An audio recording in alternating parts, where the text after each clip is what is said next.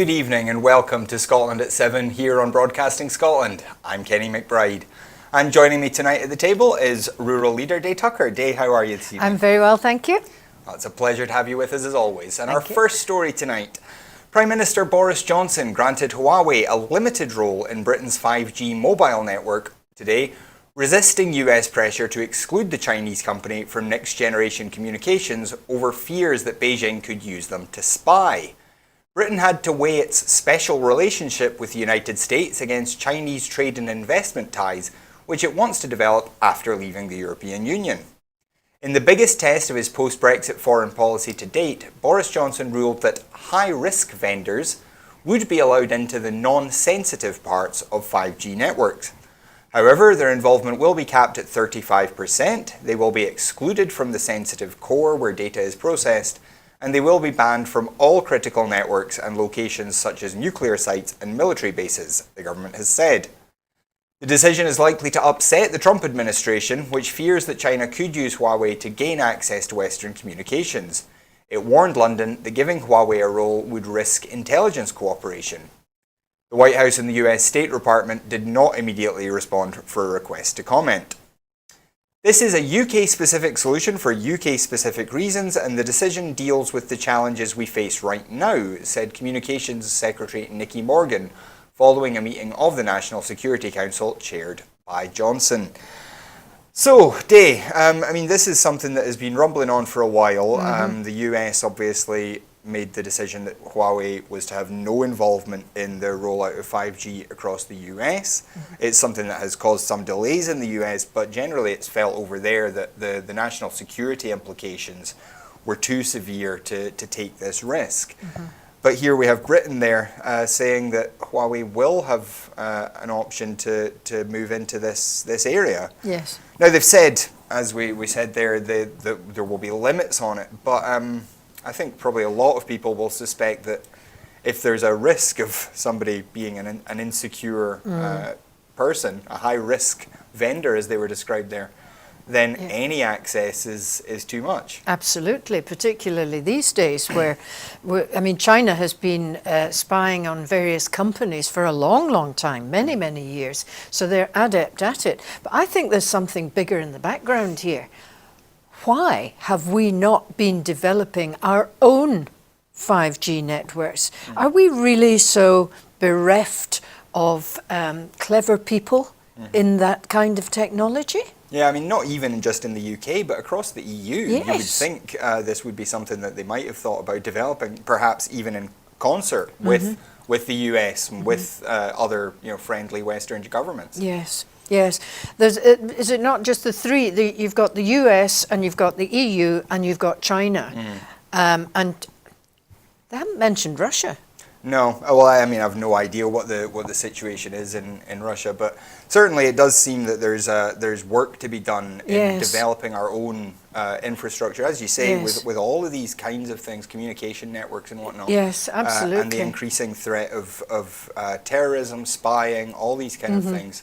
It does seem like it would make sense to have kind of proprietary British or European you would think. Technology that we could buy into. And it's part of I think the problem has been that the focus has been solely on the financial sector. Well, China's ambassador to London, Liu Xiaoming, he said last year that a block on Huawei would hurt Chinese trade and investment in Britain, telling the BBC that it would send a very bad message, not only to Huawei, but also to Chinese businesses.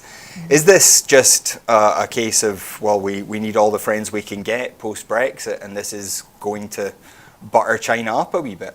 Yes. They have been trying to butter China up for quite some time. And if you remember way back when the SNP got in was it 2007? And one of the first things Alex Salmond did was hop over to China. And boy, did he get brickbats for how dare you go over to China and try and get trade for us. It's not your place, get back in your box. Yeah, I think Nicola Sturgeon faced a very similar thing She not did. long after she became First Minister. It's obviously it's going to put pressure on the relationship with the US, particularly as we're trying to establish security relationships with Yes. the EU or re-establish those relationships. Yes. The US has had some concerns over that as well, over how we're sharing information. Clearly, if there's a security threat in how we're managing our information, then this is something that the US is going to look very, very unhappily on. We will obviously keep an eye on how this story develops. 5G networks are going to be rolling out. They are going to affect all of us. So we will keep an eye on this as we move forward. But this is a story that I think much closer to your heart, Day. This news story. The SNP MP Dave Duggan has said that the rush to pass emergency legislation to ensure that farmers and crofters continue to receive common agricultural policy payments shows the Tories' incompetence and contempt for farmers. The Direct Payments to Farmers Legislative Continuity Bill, a last-minute fix for a problem flagged by the Scottish Government last year, returned to the House of Commons today for the remaining stages to hastily become law before the end of this week. The emergency legislation needs to pass into law by the end of January to ensure that farmers and crofters continue to receive their CAP payments for the 2020 session. Commenting, the SNP Rural Affairs spokesman, Dave Duggan MP, said, "This rush to pass emergency legislation to fix a problem created by the Tories themselves shows how incompetent they have been throughout this whole Brexit process and how blasé they are about the severe consequences. The SNP Scottish Government flagged this issue last year, yet the Tories are only now giving it the attention it deserves after leaving farmers facing years of uncertainty." Scotland's farming sector now face a Tory-Trump trade deal that threatens to undermine its produce, and an agriculture bill that is intent on grabbing devolved powers from Holyrood on key farming and food issues. Scotland's farmers and crofters deserve better than this. SNP MPs will oppose any attempts to grab key powers from the Scottish Parliament that impact on farming and food production. And there has been ongoing tension between Scotland, the Scottish Government, the Scottish farmers and the Westminster Government over the last few years. There were those delayed the uplift payments, which only eventually got paid during the last budget. And well, it hasn't arrived yet in our pockets. Well, that was only finally agreed to, I should say. Yes. And so this is another. And it's been split in two, so they're not getting a lump sum. It's over 2 years. This will be paid. So how is this particular issue? I mean, is this something that farmers are grateful for, that this has been finally dealt with, or are you? I doubt it.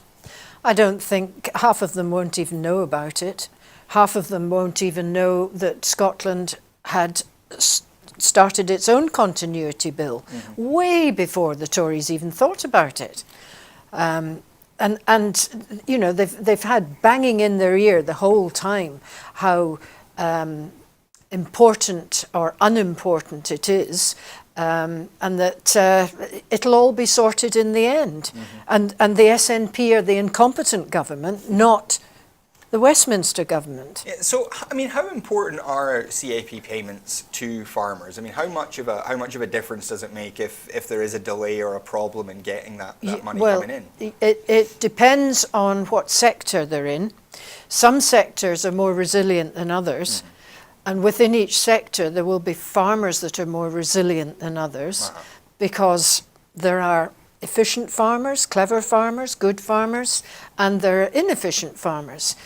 And I can remember way back in, maybe about 2010 or so, when we used to go to SAC meetings to talk about the future and how we were to keep improving and how we were to intensify sustainably, which none of us thought was possible anyway. You know, those two words. A complicated thing to do. Yes, But we were told then at that time that only 25% of farmers would be able to survive 2020, when, even if we were still in the EU, the direct payments to farmers would be gone.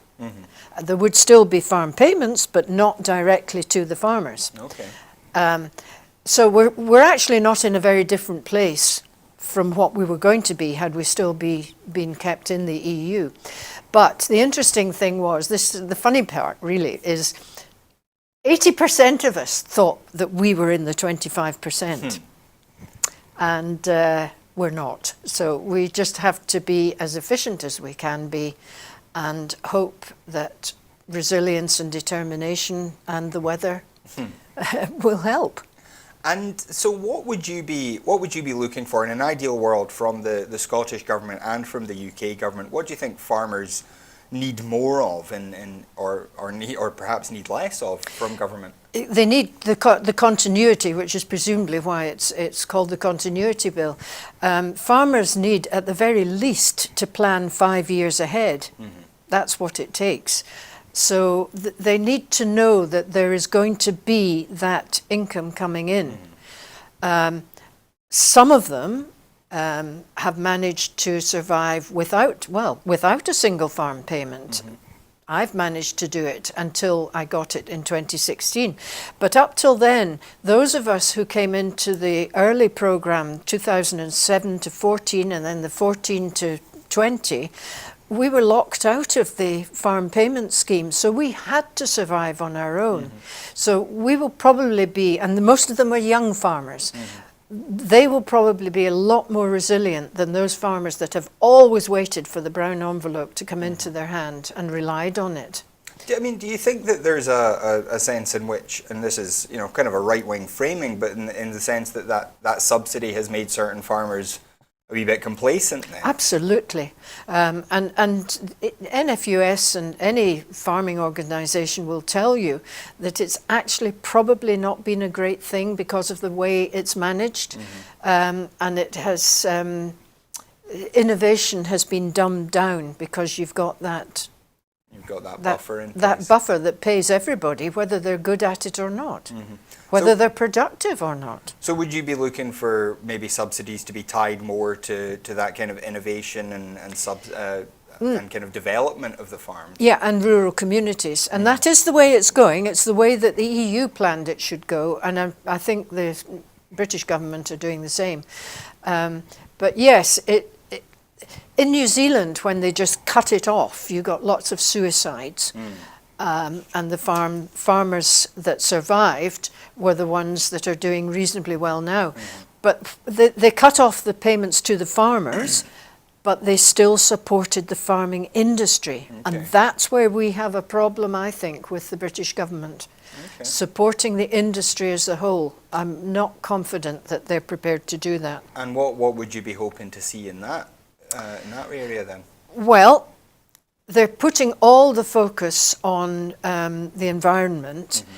and it just seems a bit of an imbalance to what they're doing.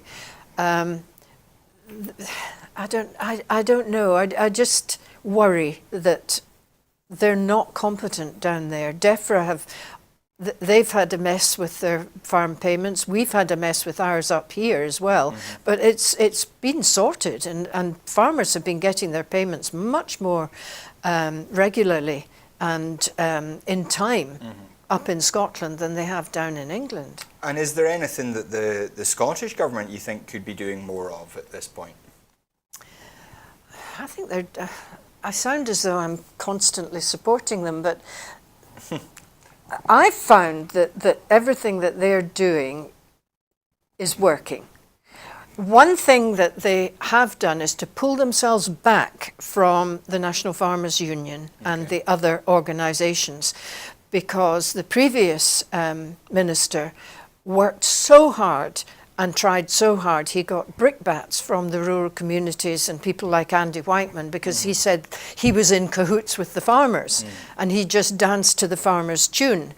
There may be a little element of that in it, but the next minister, Fergus Ewing, he has pulled himself back and he created his own champions who were representatives not just of farmers but of crofters and of rural communities right across the spectrum. So it's a much broader support mechanism with him than it was with Richard Lochhead, who was mainly farmers. That's interesting. And also, just another wee story. This is the Tories today have announced that they plan to cut the salary threshold for new migrants to the UK from £30,000 to £25,600. They've said that this is in order to attract more more to attract different kinds of labour to the UK once freedom of movement comes to an end. But this clearly, I mean, it's not even going to affect a lot of nurses and teachers, which is what they've claimed it's targeted at.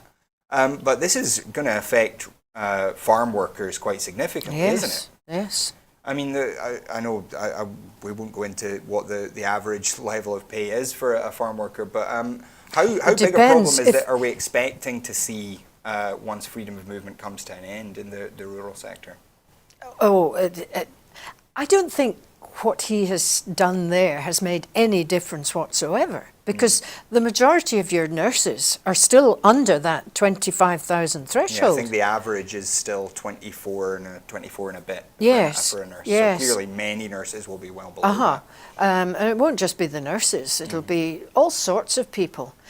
I did read a very interesting thread on Twitter. I've forgotten the name of the organisation, but they had put forward or they put out a questionnaire to people of what the priorities should be and whether they agreed with certain amounts of money, you know, the points system and certain amounts and so on and so forth.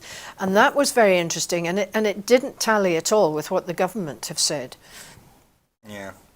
Yeah, it's a curious decision. When I read this the original press release about this last week, when it was just a plan, it talked about scrapping the threshold, and I thought, well, that's quite interesting. If they're going to this new kind of points system, then maybe this will allow unskilled workers who want to come to Scotland perhaps a bit more leeway. But this cut, as you say, from 30,000 to 25,600 really isn't going to make a huge difference. One thing that was interesting about this thread was that the majority of people wanted to have immigration continuing, and they wanted certain the kind of people that are actually going to be impacted not to get in.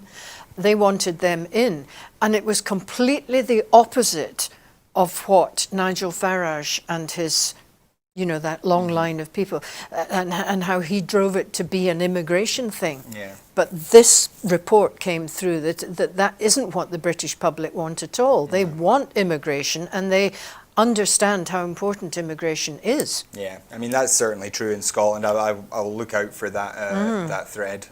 Rural Leader is your Twitter handle, is that right? Yes. At Rural Leader. So if you want to follow Day, that's where you can find her. We will move on now, though. This is a story from Germany. The first human-to-human transmission of the Wuhan coronavirus in Europe has been reported in Germany, where a man was infected by a work colleague who had been in China, fueling anxieties about the potential ease of international spread.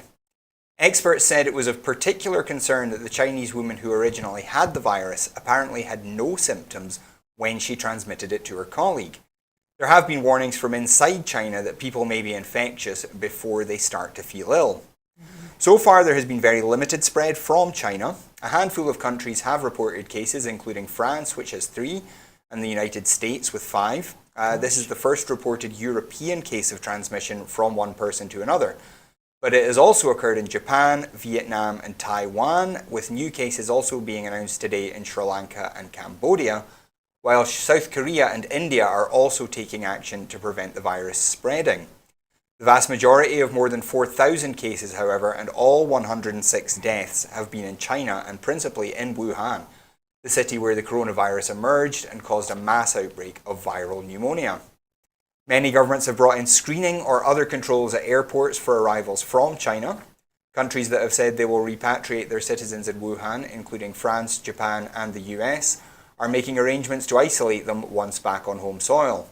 Hong Kong has announced major cuts to its transport links with mainland China. Wow. This story has been obviously building for the last couple of weeks now, but this is the first human-to-human case in Europe. Obviously, that potentially increases the risk of wider transmission of the virus across the continent. But this is. It seems scary when you look at the reaction that China has had. I mean, while it's still relatively small scale and there have only been a relatively small number of deaths, China's response has been massive. Hasn't it? Yes. One of the things I heard this weekend was that on what was expected to be $1 billion weekend for the Chinese cinema industry. Every cinema in China was closed. Wow. So the whole Chinese film industry has taken this huge hit. There are factories all over the country have been shut down. Yes. Some because there's a risk of transmission there, but also because Wuhan is this huge industrial city, a huge port, and the factory, everything is shut down in Wuhan just now. I mean, are you getting the fear? Are you worrying about this virus spreading here? No, I haven't been until I see that's confirmed cases in America, and in one or two other countries. And you think, well, hang on a minute, it is only a matter of time, because the airports are going to be a massive vector for that sort of thing, aren't they? Yeah, well, somebody who works at the University of Glasgow told me today that they'd heard of students coming back from China they'd been at home for the new year and had come back and said, well, you know, I met somebody from Wuhan, and so I can't leave the house. I have to stay in the house and self-quarantine.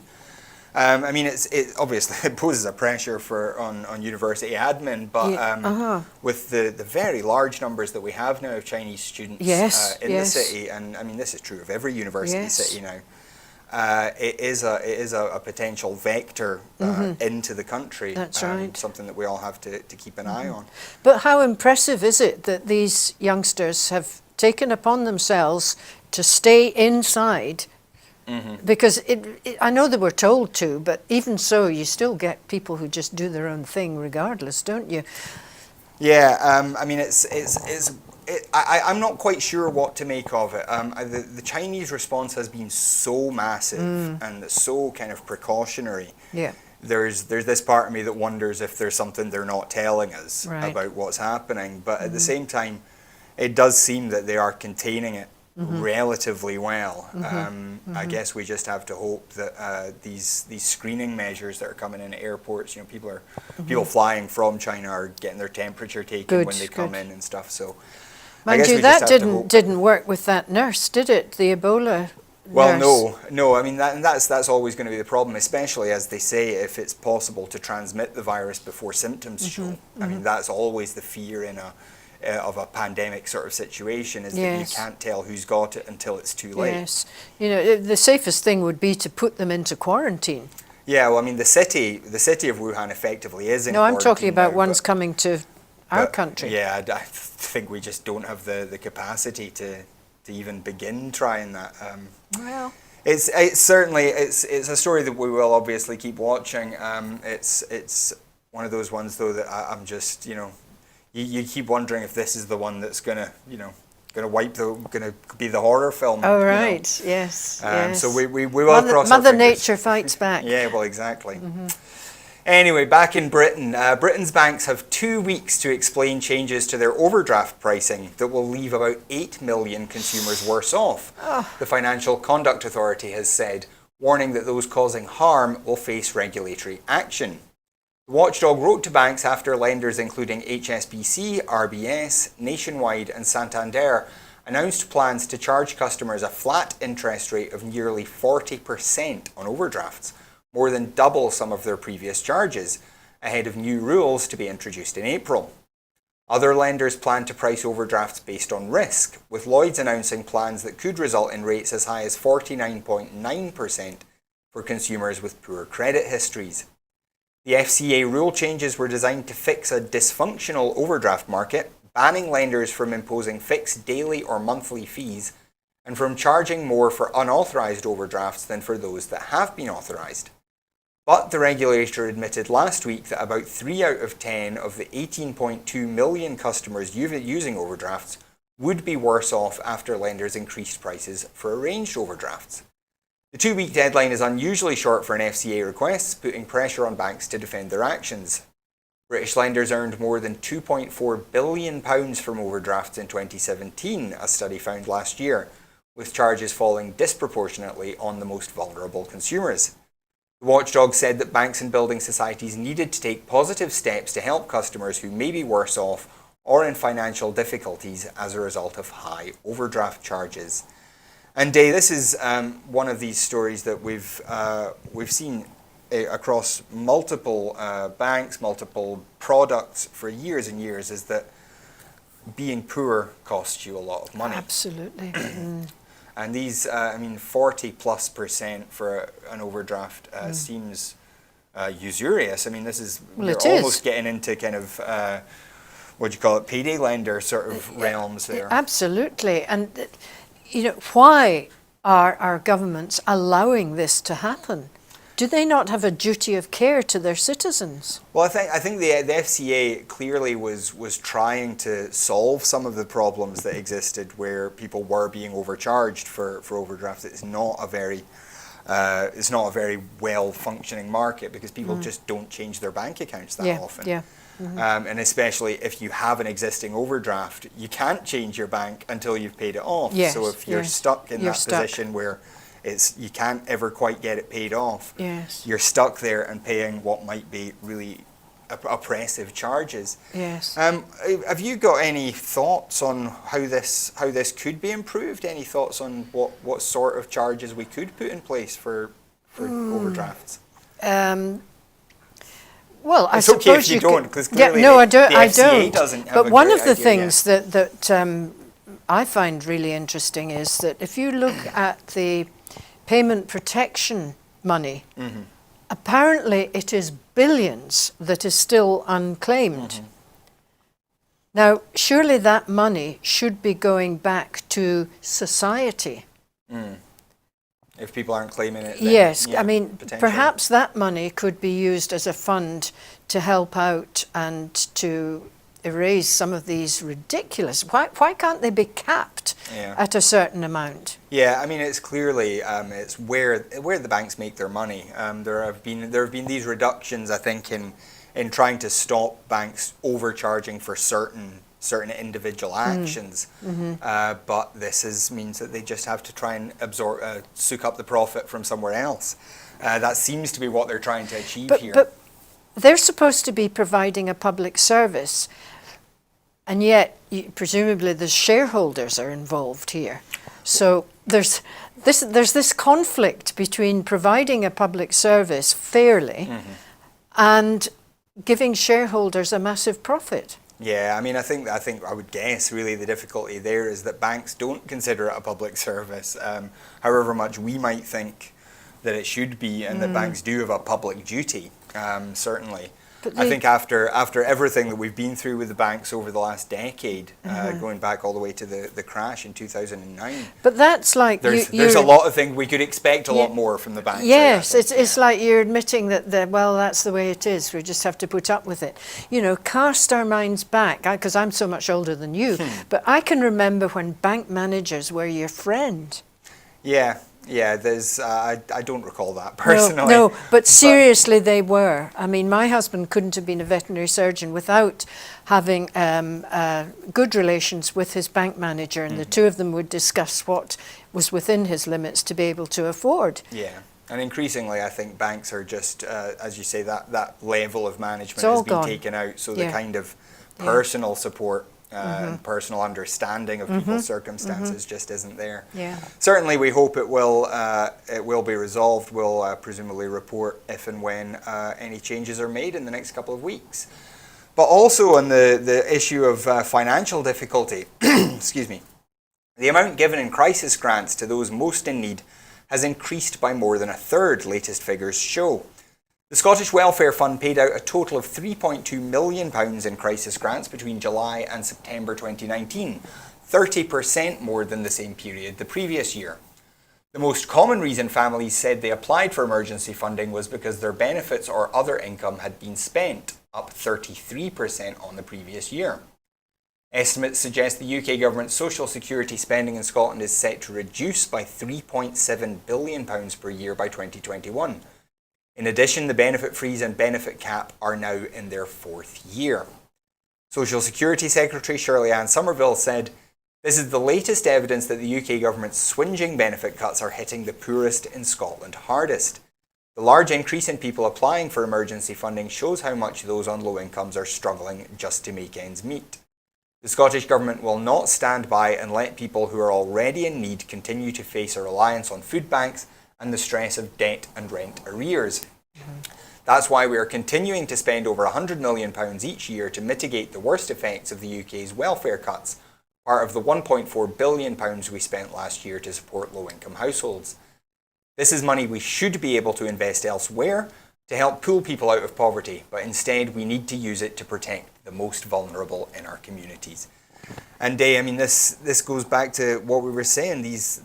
People are just living in more and more difficulty, Yes. and the poorest people, again, taking the biggest hit.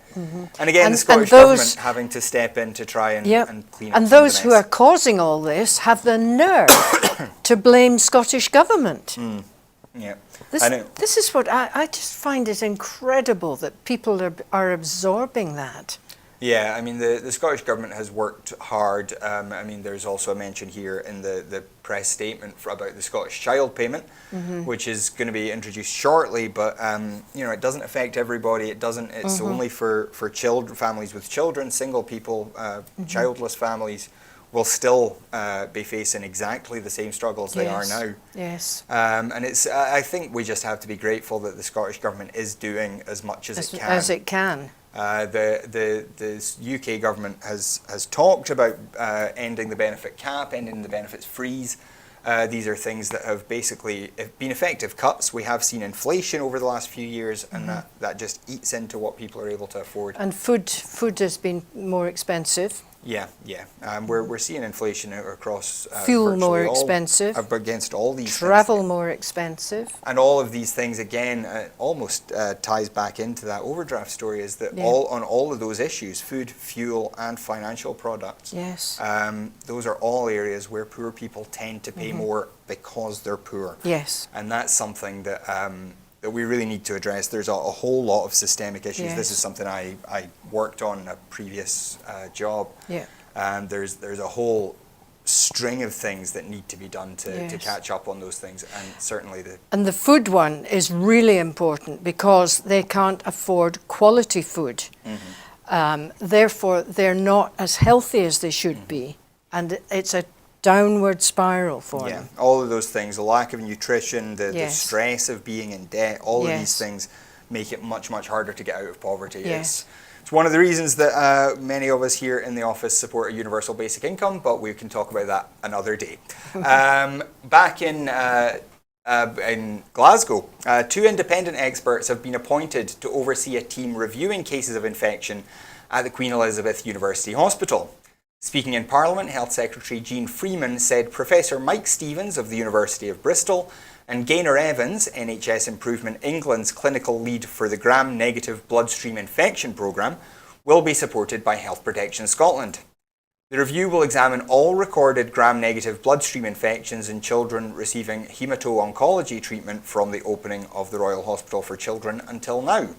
It's being led by Professor Marion Bain, who was appointed by the Cabinet Secretary in December to take over responsibility for infection control at NHS Greater Glasgow and Clyde. The team will find out whether these children were put at risk because of the physical environment in which they were cared for, and whether the infection prevention and control processes were effective in relation to the risk identified. And again, this is another story that's been dragging on for a while. I mean, I suppose we have to welcome the fact that we're getting the best people in to figure out what we need to do to prevent these kind of things. Yes, absolutely. We will move on. We do have a couple of other stories to hit before we get to 8 o'clock. In Israel, Israeli Prime Minister Benjamin Netanyahu was formally indicted in court today on corruption charges after he withdrew his request for parliamentary immunity from prosecution. Netanyahu was in Washington for meetings with US President Donald Trump ahead of the release of Trump's long-delayed Israel-Palestinian peace plan, when Israel's Attorney General filed the charges in a Jerusalem court. The immunity bid seemed doomed to fail from the beginning, since Netanyahu, who denies any wrongdoing, lacked sufficient votes in the legislature for approval. The request for protection from prosecution had effectively blocked the filing of the indictment until now. However, the timeline for the case actually reaching trial may yet stretch to months or even years. In addition to his legal battle, Netanyahu is fighting for his political life in a March 2nd election, Israel's third election in less than a year after inconclusive votes in April and September of last year. Netanyahu, Israel's longest-serving prime minister, said in a statement that an immunity debate in parliament would have been a circus, and he did not want to take part in this dirty game. And this is quite remarkable. A sitting prime minister of Israel being indicted on fairly significant corruption charges. These are about accepting $264,000 worth of gifts, as well as giving out regulatory favours to a news website that was giving favourable coverage. This is, what do you make of this story? It is kind of becoming the norm. Mm-hmm. You've got Donald Trump over there, and you've got Netanyahu down there. And we have our very own Boris Johnson. Mm-hmm. Yeah, I mean, it's obviously we're not accusing Boris Johnson of anything illegal, but even some of the way that they lean on the BBC, for example, threaten them with cuts to their budget and taking away the licence fee, things like that. There is a similar sort of you scratch our back very much mentality. So. And we've yet to see the Russian report, so we don't know what that's going to reveal. Mm-hmm. I mean, in Israel, do you think this will make any difference to how that, for example, Trump's peace plan may be affected? If this does affect Netanyahu badly, it does seem that Benny Gantz, who's also a nationalist, an Israeli nationalist, is going to have is not necessarily going to be any more willing to make a deal with the Palestinians. Well, that's the worrying thing. On the one hand, you think, well, if Netanyahu's out of the picture, perhaps things will ease back, because the people, not everybody in Israel supports them. No. And clearly his support is waning. Yeah. So maybe it'll wane for the other one. Yeah, I mean, we have heard that the Palestinian Authority is now willing to accept this plan. So it is now down to Israel to see what they decide to do. And obviously with Netanyahu in this kind of position, he may be wishing to do whatever he can to rile up his support, which is generally not in favour of giving any ground to the Palestinians. Right. It's a fascinating thing to look forward to. We will obviously. You've just said something there that's really interesting. You've said not give any ground to the Palestinians. You know what all this is about? It's about the settlers taking the ground from the Palestinians. Yeah. And that isn't going to stop. Well, we hope it will. Obviously, we will obviously keep an eye on both the Netanyahu case and any developments in that peace plan. It's one of those things we've heard over and over again for as long as I can remember. Talks of peace plans, and none of them have yet ever achieved lasting peace. So we just hope that possibly if Netanyahu does lose this election or does step down at some point, that, as you say, it can be an opportunity to move forward. And what are the things that cause it to continue on and on? It's this encroachment onto Palestinian ground. You know, if they would stop doing that, there could be peace. Yeah. Anyway, in Washington again, lawyers for President Donald Trump were expected to wrap up their arguments urging acquittal in his US Senate trial today, after making the case that allegations by former National Security Advisor John Bolton, even if true, do not represent an impeachable offence. The impeachment trial has been struck by New York Times reporting about an unpublished book manuscript written by Bolton, who left his White House post last September. The trial will determine whether the Republican president is removed from office after being impeached by the Democratic-led House of Representatives last month on charges of abuse of power and obstruction of Congress, arising from his conduct towards Ukraine. Directly contradicting Trump's account of events, Bolton in the manuscript said the president told him he wanted to freeze $391 million in security aid to Ukraine until Kiev helped with investigations into Democrats, including Democratic political rival Joe Biden and his son Hunter Biden, the New York Times reported. Trump has said that he fired Bolton. Bolton says he quit after policy disagreements. Trump is expected to be acquitted in the 100-seat Senate, where Republicans hold 53 seats and a two-thirds majority is needed to remove him from office under the US Constitution. And this trial has become somewhat farcical. Yes. So far, no witnesses are to be allowed. This new information from John Bolton basically saying that he has direct knowledge of what the president said and did and intended. And yet the lawyers are saying, actually in direct contradiction of what Alan Dershowitz himself said about the Clinton impeachment trial back in the late 1990s, that it doesn't have, if it's not a crime, then it can't be an impeachable offence. And even if it is a crime, it's not necessarily an impeachable offence. When about Clinton, which that wasn't really a criminal offence at play, he said, of course it doesn't have to be a criminal offence. This whole thing is just becoming so farcical, and yet it's dealing with one of the most ostensibly one of the most corrupt presidents the United States has ever had. That's right. The thing that I'm waiting for is Scaramucci. He's waiting in the wings, and I think the domino effect of the Republican senators who are not happy with Trump might just be enough to get him removed and bring Scaramucci in. Well, I know Mitt Romney today said that he wanted to hear from Bolton. Mitt Romney's been one of the few senators, the few Republican senators, who has seemed to have a sense that at the very least there should be an appearance of impartiality.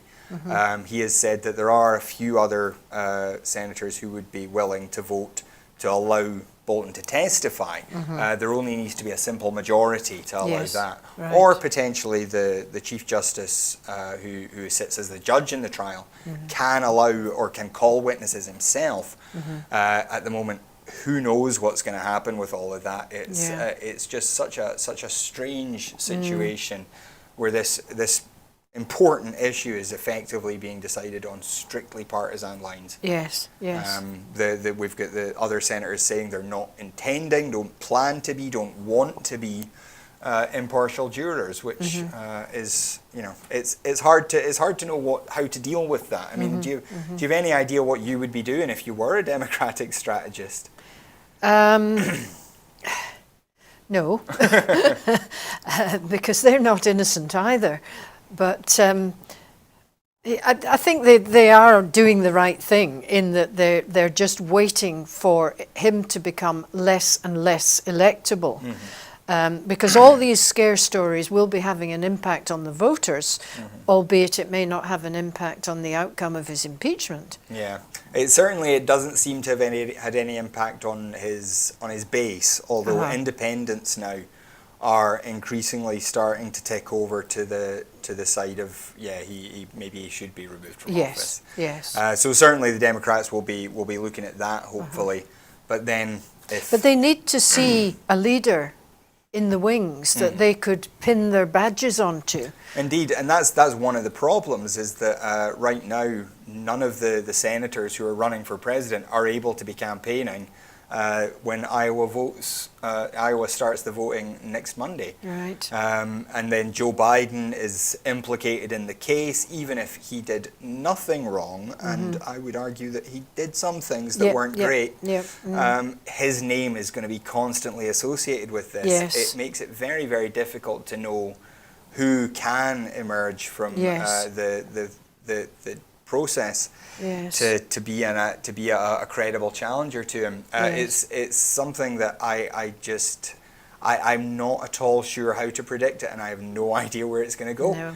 That's why we will keep watching this story. But back in Scotland, we do have a few other things to report. Some more statistics for you, Dave. I hate statistics. The biannual update on homelessness statistics covering the 1st of April to the 30th of September last year have been released by Scotland's chief statistician. Findings for that period show that there were 18,645 applications for homelessness assistance. That's a decrease of 2% compared to the previous year. There were 18,725 assessments made, and 83% were assessed as homeless or threatened with homelessness. And of the 15,500 applications that were assessed as homeless, 4% were considered intentionally homeless. There's also a report there that households spent an average of 178 days in temporary accommodation. The average for households with children was 212 days, but only 167 days for households without children. Now, once again, we should stress these are improvements. They're not massive improvements, but they are improvements. They are, in many respects, better than comparable results in other parts of the UK, but still, it's not great news, is it? It isn't in the fifth richest economy in Europe or in the world rather, that this should be happening. Yeah, I mean, the one that upsets me, I think, the most is that 212 days of temporary accommodation for households with kids. Yeah. I mean, 7 months is almost a full school year. Yes, And that's kids not knowing where they're going to be That's right. the following year. And, you know, Yes. if you're in the middle of doing exams or whatever, that could be a real problem. Yes. And, you know, that kind of trauma on a child at a young age can stick with them for a long time. And is there, what's the biggest common denominator for homelessness happening to a family with Honestly, children? there aren't any statistics that in this report on that. This is just numbers on the numbers of people. The next story may have something on that. This is on the Scottish Index of Multiple Deprivation. The latest update of the SIMD 2020 has been published by Scotland's chief statistician. The SIMD is a tool for identifying the places in Scotland where people are experiencing disadvantage across different aspects of their lives. So that includes things like housing and employment opportunities and so on. The SIMD gives a ranking for each small area or data zone, which shows how deprived that area is compared to other areas. Changes in the rank for one area may be due to other areas becoming more or less deprived. So the latest figures show that the least deprived area is in Stockbridge in Edinburgh. There's a surprise. Well, it does represent a change from the 2016 report where the least deprived area was in Giffnock. The most deprived area is in Greenock Town Centre, which is a change from both 2016 and 2012, where the most deprived area was in Fergusley Park in Paisley. The areas with the largest local share of deprived areas was Inverclyde, with 45% among the 20% most deprived areas in the country. And Glasgow City was very similar with 44%, and other areas with high levels of deprivation included North Ayrshire, West Dunbartonshire at 40%, and Dundee City at 38%. The best performing areas, the ones that don't have any in the bottom 20%, are Nahilan and Nyar, the Shetland and Orkney council areas. Now that's not to say that there isn't deprivation in those areas, there absolutely is, but it's generally not as concentrated as we see in some of these more urban and peri-urban areas. Yes. And do they not have a bit more autonomy over their funds that they've got from the oil industry? I'm not sure about that. Certainly, I know Shetland has its own oil fund. The others, I'm not so sure about. Right. But one thing I did notice that was quite interesting was that North Ayrshire, West Dunbartonshire, Dundee City, Glasgow, Inverclyde, those were all areas with really strong yes votes. Yes. That are amongst some of the most deprived areas in the country. Yes. And I wonder, do you think there's a connection there? Do you think that was driven by kind of working class people saying we need radical change? Yes, because I think they've come to the realisation that they have had enough, because these were labour areas, strong labour areas, but they weren't getting any support from the Labour politicians to change things. Yeah, and I mean, all those areas have now become pretty much SNP safe seats in a lot of situations. And although still not great, they're improving a little bit. Yeah. So it's, I mean, what do you think this says about Scotland? I mean, again, this is comparing relative levels of poverty and deprivation. We know that there have been some improvements in absolute deprivation, some improvements in housing stock, and all these other improvements that we're trying to make, but we do still have a fairly serious problem with poverty in the UK. What would be some of the things that you would like to see kind of improved on or focused on? I think we have to look more locally for answers. it should be all bottom up as opposed to top down. Yeah. And you know, when you talk to people down at a local level, if you don't talk to people down at a local level, you're missing a massive amount of information and innovative ideas.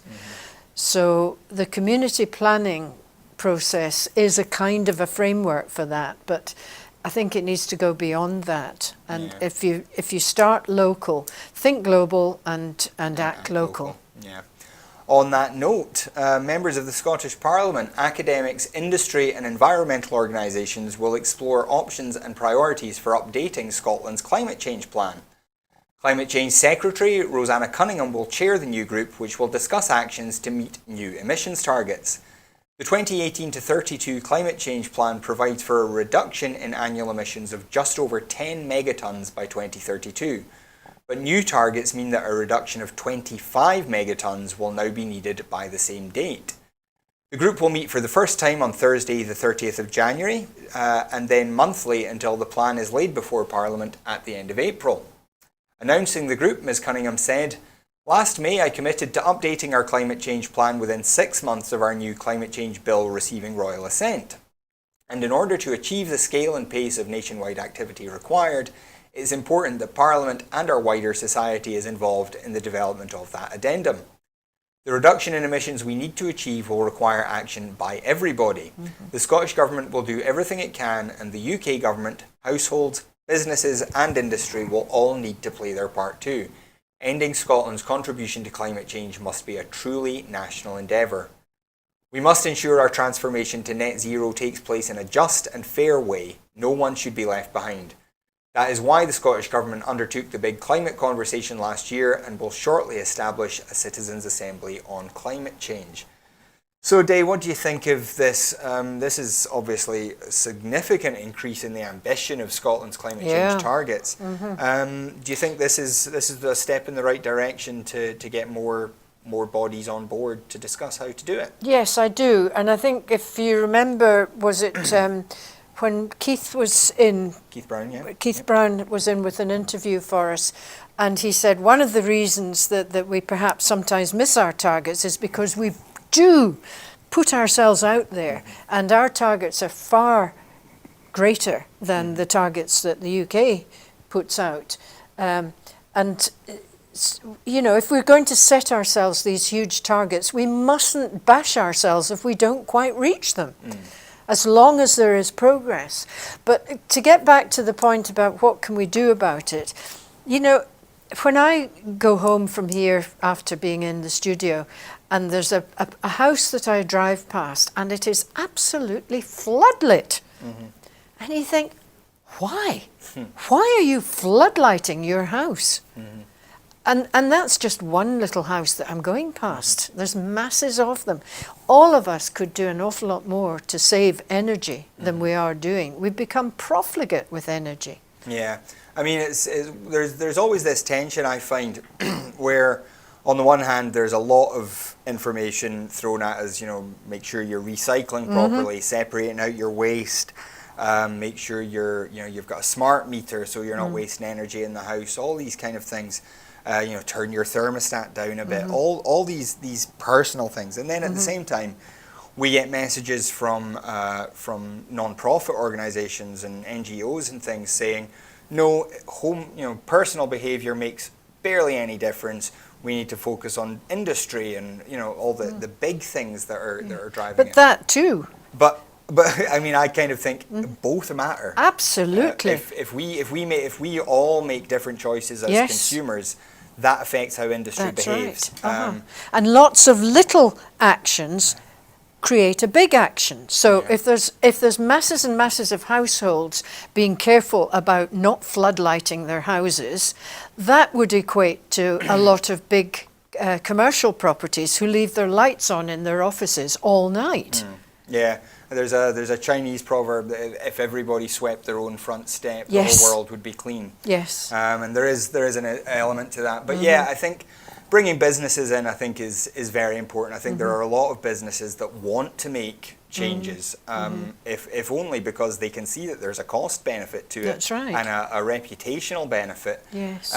But it's not always easy for companies to resist that urge to just chase profit today, because that's what shareholders demand. If government can step in and give them a bit more leeway to move, or potentially even certain subsidies, I think there is scope there for or tax breaks. Yeah, there's a lot more differences that we can make.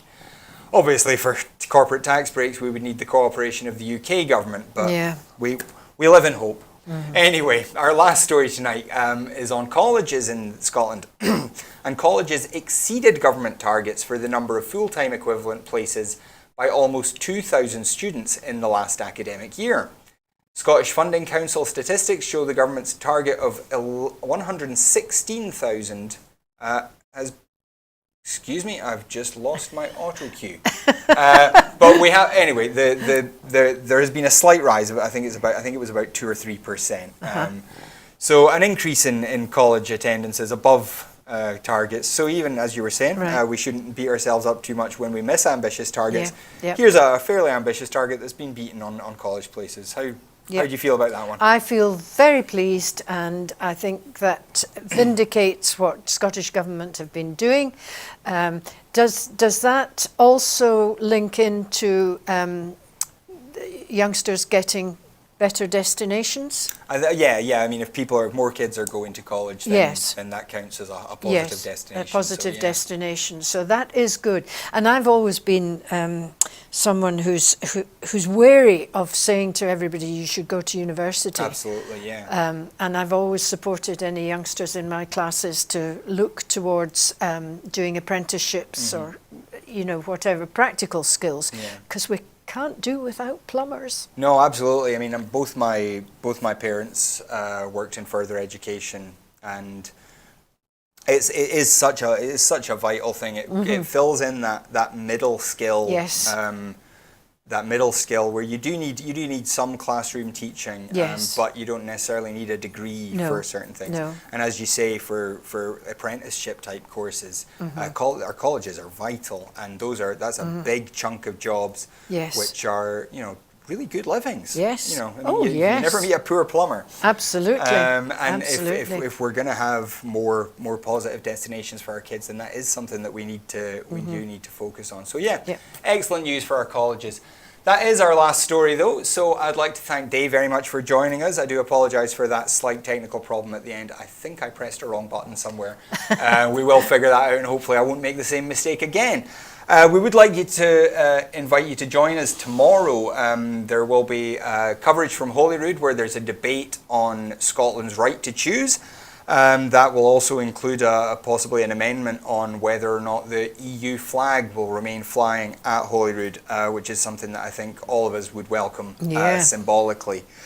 We're also doing some interviews tomorrow, which should make a special broadcast that we'll be putting out either tomorrow night or possibly sometime on Thursday, speaking about Holocaust Remembrance Day, which happened on Monday. We're going to be speaking to a couple of people, Hassan Hassanovic and Janine Weber, two survivors of genocides. That we're going to make that a special show, so do look out for that tomorrow. In the meantime, if you're able to support Broadcasting Scotland, we do want to expand and do more of these kind of special interviews, special broadcasts. We want to cover sports, we want to cover music, we want to cover the arts. We want to cover all of these things if we can, and the only way we can do that is if you support us. So please do go to broadcastingscotland.scot/register, sign up as a supporter. Your £5 a month makes a huge difference to us. If you can't do that, if you can't afford it, don't worry, the shows will always be free online. But if you are able to maybe retweet us, if you're able to share the show on your Facebook page, send it to a friend, let them know what we're up to here at Broadcasting Scotland. Because if we are going to change the media landscape here in Scotland, then independent broadcasting is the way forward. It can only happen with your support, though. So please, please, please, if you can, support us in whatever way you can. Until tomorrow, though, we will be back at the usual time. I'll be here as usual. Dave, I don't think you will be with us tomorrow night, but I'm sure we'll see you again soon. Thursday, I think. throw you back in on Thursday. Brilliant. Well, we'll see you then, and we'll see all of you tomorrow night. Thanks for joining us.